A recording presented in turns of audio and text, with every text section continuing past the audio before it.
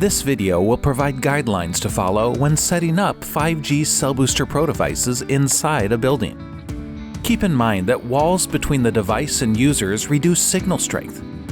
While the average coverage radius on a drywall setting is 50 to 70 feet, that radius can be reduced to as little as 15 to 20 feet with cinder block or concrete walls, and solid metal or metal mesh can completely block a radio signal. Also, be aware that placing a device inside containers or other enclosed spaces will minimize its coverage area. In addition, avoid installing devices close to obstructions like heating and air conditioning ducts, large roof and ceiling trusses, or major power cables.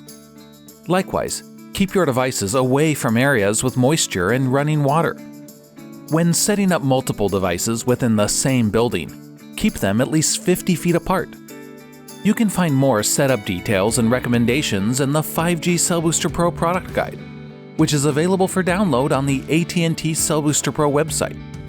If you need any help setting up your device or troubleshooting issues, call our technical support team at 877-996-7017. And thank you for being an AT&T customer.